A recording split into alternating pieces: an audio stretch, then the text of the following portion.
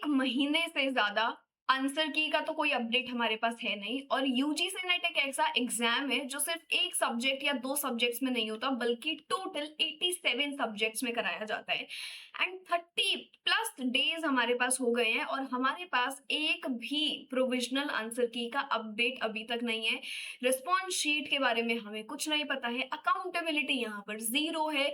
ऐसे केस में किस अथॉरिटी पर हम रिलाई करेंगे और इस वक़्त पर अगर हम आवाज़ उठाएँ तो भी इतना बैकलैश आ जाता है, नहीं उठाएँ तो भी स्टूडेंट्स को लगता है कि अरे we are alone, there is nobody with us. But कल तक वेट किया जा रहा था कि कोर्ट हियरिंग के बाद हमें कोई अपडेट देखने को मिलेगा, तो तब तक किसी ने कुछ नहीं किया क्योंकि कोर्ट का हियरिंग आना ही था एंड तब तक था कि इसके बाद तो आंसर की का एक अपडेट हमें मिल नहीं जाएगा। बट अब तो कल भी जा चुका है और इतने दिनों से एक ही मोड़ पर हम अटके हुए हैं और वो ये कि किसी के आने का इंतज़ार कर रहे हैं बट वो इंसान आ ही नहीं रहा। जहाँ से कहानी शुरू हुई थी वहीं वहीं लूप में हम घूम रहे हैं। ये एक बहुत फेमस प्ले है वेटिंग फॉर गोडो जो मीनिंगलेसनेस की बात करता है। जहां से आपकी शुरुआत हुई है आप अभी भी वहीं पर हैं और आप किसी के आने का इंतजार कर रहे हैं। You are waiting for Godot to arrive but Godot का आता पता ही नहीं है। सिमिलरली आंसर की के आने का इंतजार कर रहे हैं बट कहाँ है आंसर की, कहाँ से आने वाली है आंसर की, कब आने वाली है, रात के 12 बजे, अगले महीने, एक साल, एक दिन, 2 दिन, 3 दिन, हमें कुछ नहीं पता। इतना क्लूलेसनेस एक अकेडमिया में, इतनी क्लूलेसनेस एक इतने हाई टॉप नॉच बैठे हुए एजेंसी के पास से हमें देखने को मिल रही है और वो भी उस टाइम पर जहाँ पर अकेडमिया को लेकर बच्चे आवाज उठा रहे हैं, जहाँ पर ये paper leak, exam irregularity, transparency पर बच्चे आवाज उठा रहे हैं, जंतर मंतर पर, झारखंड पर, हर छोटे से छोटी जगह, हर बड़े से बड़ी जगह पर स्टूडेंट्स यूथ मूवमेंट यहाँ पर अपना कर रहे हैं, जहाँ पर ये जितने भी टाइम से जो भी इरेगुलरिटीज चल रही हैं उन सब चीजों को एड्रेस किया जा रहा है। लेकिन फिर भी हमारी यूजीसी नेट कैटेगरी का भी कुछ ऐसा ही चल रहा है और उसके बाद भी इतना बैकलैश होने के बाद भी कोई अकाउंटेबिलिटी हमें नजर नहीं आ रही। अब जिन भी स्टूडेंट्स को नहीं पता, जून में 87 सब्जेक्ट्स जो भी कंडक्ट हुए उसमें से सोशियोलॉजी का एग्जाम भी हुआ था एंड सोशियोलॉजी का एग्जाम जो है वो बाद में पता लगा कि वो लीक हो गया है। उसके बाद जो है कोर्ट हियरिंग्स चली एंड कल हमें एक अपडेट मिलने वाला था उसके बारे में। उस कोर्ट में सुनवाई भी हुई और कल हमें एक अपडेट मिलने वाला था बट हमें कोई भी अपडेट वहां पर नहीं मिला। इंस्टेड ये अपडेट ड्रैग होके अब नवंबर में पहुंच गया है कि नवंबर में आपको अपडेट मिलेगा। बट जो बच्चा जून के लिए अभी से तैयारी करने लगा था, पेपर दिया है, अब वो नवंबर तक क्या रिजल्ट का वेट करेगा? और फिर मान लो नवंबर में कुछ होता है या जो भी होता है तो वो दिसंबर वाली साइकिल में कैसे बैठेगा भाई? और इतने टाइम पीरियड में, चलो ये भी नहीं, इतने टाइम पीरियड में जो आपका पीएचडी यूनिवर्सिटीज है आप उसमें कैसे पार्टिसिपेट करोगे? सबसे बड़ा कंसर्न इस वक्त पर स्टूडेंट्स का यही है कि 100 इन कैटेगरीज में 1 साल का वैलिडिटी है। उससे पिछले यूजीसी नेट एग्जाम के रिजल्ट को, वो स्कोर कार्ड को वो एक्सेप्ट नहीं करते हैं। अब जब आप एक्सेप्ट ही नहीं कर रहे हो, जब आप ले ही इस साइकिल को ले रहे हो कि भाई पीएचडी एलिजिबिलिटी ये, then how will students sit for the PhD universities interview? University of Delhi के अभी इंटरव्यूज आने वाले हैं, उनके पीएचडी फॉर्म्स अभी आउट हो जाएंगे, साल में 2 बार होते हैं, this is the time where you see it, but then how will they appear for it? अब आप कहीं के नहीं है ना, ना तो शांति से बैठ सकते हैं कि ठीक है थोड़ा इस पीरियड को होल्ड पे है तो एंजॉय कर लो, हम वो भी नहीं कर सकते क्योंकि हमें नहीं पता क्या होने वाला है। ऑलरेडी ये एजेंसी इतना अनसर्टेन है, ना ही बैठ के तसल्ली से अपना प्रपोजल बना पा रहे कि हायर स्टडीज पे अब हम थोड़ा सा काम कर लें क्योंकि हम ऑलरेडी यहाँ पे इतना स्टक है, पता ही नहीं है कि ये वाला कैटेगरी क्लियर होगा या नहीं होगा, तभी तो आगे जाके उस पर काम करें। तो system is just not failing to result, it's not just failing to give you the result, to give you the answer keys, but it is also failing to take accountability। एक नोटिस निकालने में कितना समय लगता है? उनको पता है कि हर बच्चा इतना एंशियस होगा इस वक्त पर, इतना नर्वस होगा, इतना पैनिक मोड में होगा। एक नोटिस रिलीज करना है, सिर्फ एक नोटिस रिलीज करके अगर वो अपनी बात पहुंचा दे हम तक तो कितना बड़ा रिलीफ हमें देखने को मिलेगा। बट अनफॉर्चुनेटली ऐसा कुछ भी नहीं हो रहा है। स्टूडेंट्स इतना डेस्परेटली चाहते हैं कि हमें रिजल्ट मिल जाए जाए, क्योंकि पीएचडी एडमिशंस इतने पास हैं, जेआरएफ के लिए अगर हो जाता है तो अप्लाई करेंगे।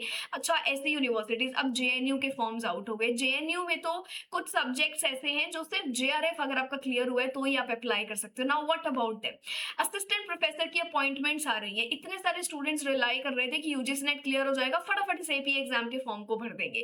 कैसे अब वो उसको भरने वाले हैं, कैसे उसके लिए तैयारी भी करें? तो 87 subjects, entire generation of student is watching their academic timeline completely being hampered, और किसी को कोई फर्क नहीं पड़ता है। बट मेरा सवाल आज भी यही है, और मैं हर बार इंग्लिश का पेपर इतना खराब आता है कि मेरा हर बार यही एक सवाल रहता है कि ये जो अनसर्टेनिटी है ये खत्म कब होगी, इसकी रिस्पॉन्सिबिलिटी कब ली जाएगी, इस सिस्टमिक फेलियर के बारे में कौन कब बात करेगा? एंड क्या ये हमें इतना मजबूर कर रहे हैं that we just get done with the offline online space and we sit on the streets and ask for our rights, जो कि हर जगह पूरे वर्ल्ड वाइड में, नेशन में यही चल रहा है, जहाँ पे लोग सड़कों पर बैठकर अपनी बात रख रहे हैं तभी बात सुनी जाएगी। तो क्या हमें उस सिचुएशन पर जाने के लिए मजबूर किया जा रहा है जहाँ पर बार बार हम इनके बारे में बात करें, बार बार हम इनको इनकी गलतियां गिनवाएं, तभी हमें कोई रिस्पॉन्स मिलेगा, तभी कुछ ना कुछ हमें मिलने वाला है? सो इसके बारे में कुछ पता नहीं है। स्टूडेंट्स इतना, उनका टाइमलाइन स्ट्रेच हो रहा है, they are crying for the answers, क्या होने वाला है क्या नहीं होने वाला है। और इंडिया का टेस्टिंग सिस्टम इतना क्वाइट है कि जैसे कि कोई और देश की बात हो रही है और उसमें उनको पढ़ना ही नहीं है। बहुत बहुत खराब चीजें चल रही हैं, कोई एकेडमिक डेडलाइन जैसे कोई चीज नहीं है।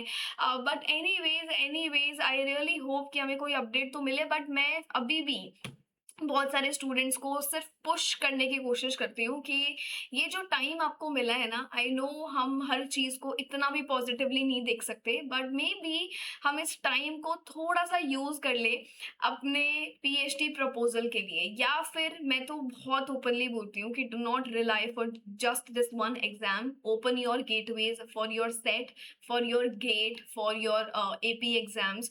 और पीएचडीज में अभी जो फॉर्म्स आउट हो रहे हैं जहाँ पर वो एंट्रेंस ऑप्शन आपको दे रहे हैं, sit for those exams.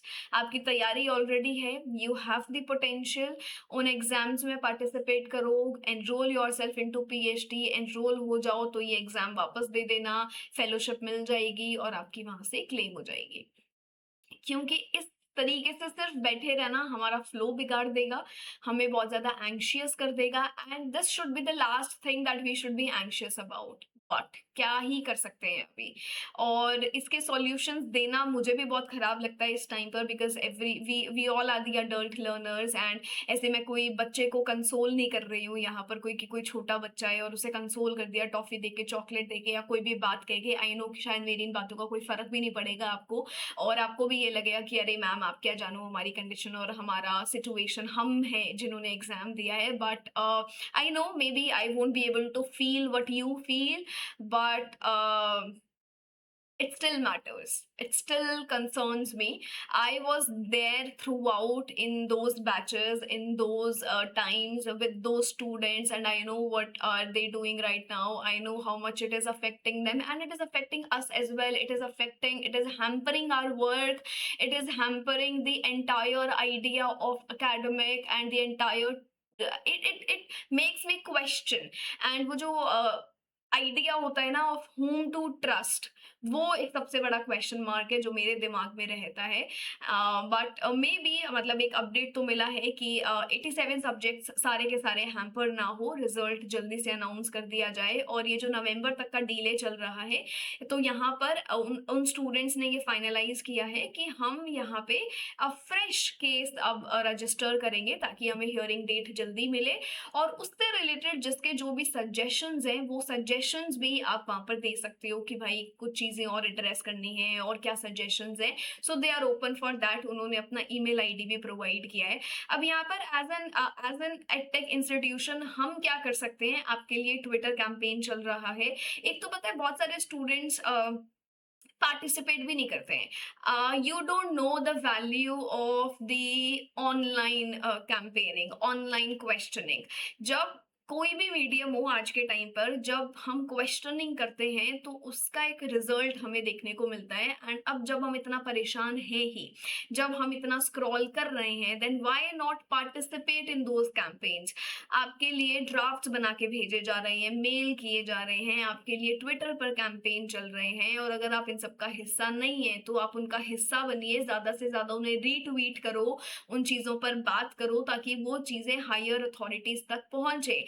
But I am already very much connected, so I saw there are a lot more student unions जो UGC नेट के बारे में बात कर रही हैं कि एग्जाम जल्दी से जल्दी इसका रिजल्ट आना चाहिए ताकि जो PhD के लिए स्टूडेंट्स भर्ती होना चाहते हैं उनको ज्यादा दिक्कतें ना हो।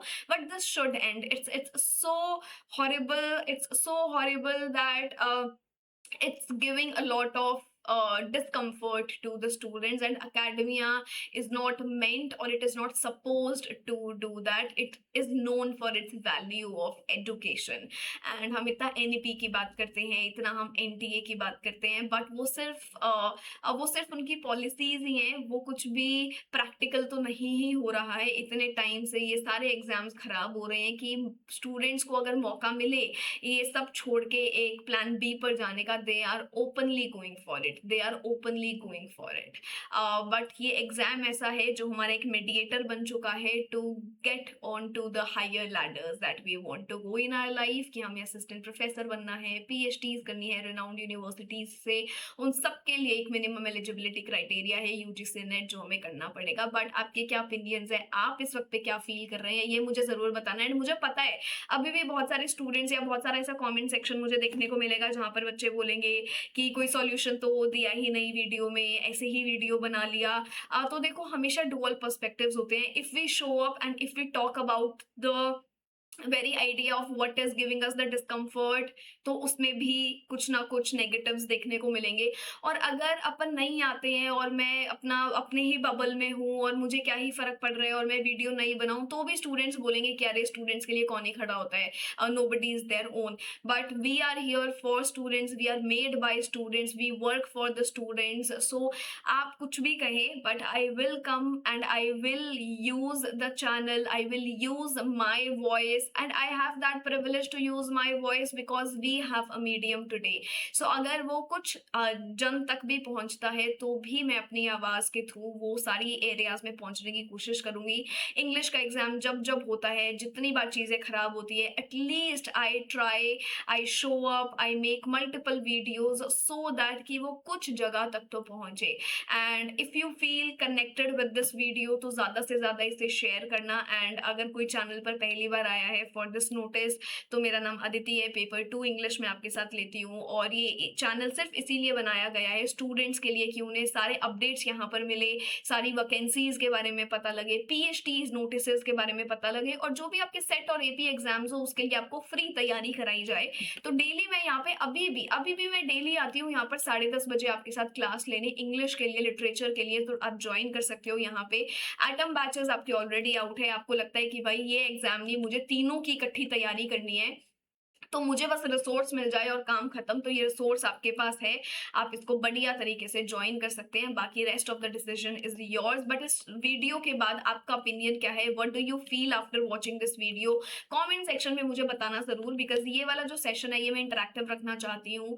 कहीं ना कहीं आप मुझे अपने कॉमेंट्स दें, पॉजिटिव नेगेटिव्स जो भी हैं, जो भी आपको इस वक्त फील हो रहा है, please do write it. But let me tell you, we have a voice and we need to raise it, क्योंकि बहुत सारी चीजें आवाज उठाने से सही हुई हैं और हम उन अथॉरिटीज को चैलेंज कर सकते हैं जब पूरा का पूरा जो कॉमन ग्राउंड इकट्ठा होके जब अपनी आवाज रखता है। And we have seen this recently, we have seen this throughout the history. So अगर यहाँ पर मैं कुछ स्टूडेंट्स तक भी पहुंच पा रही हूँ, then it is a win win situation कि एटलीस्ट हम इस पे बात कर रहे हैं, एटलीस्ट हम चुपचाप अपने घर में AC के कमरे में बैठ के बस शांति से कुछ बिंज वॉच नहीं कर रहे, we are talking about what is concerning us, and that is the bigger thing right now. So अपने ओपिनियंस यहाँ जरूर लिख के जाना। जाना and I will see you in my next session. जो भी इनसे रिलेटेड अपडेट्स आएंगे I will provide you all those updates. So yeah thank you so much, take care of your sales. It is very important to take care of your selves. थोड़ा सा खुद को distract करो, थोड़ा सा दिन को प्रोडक्टिव बनाने की कोशिश करो। दिसंबर साइकिल अगर देना पड़ गया we will be far behind, and इसका जो प्राइस है वो कोई और पे नहीं करेगा, वो हम स्टूडेंट्स ही पे करेंगे। So make sure that you are learning something every day. ठीक है, चलो, all right, take care of your sales.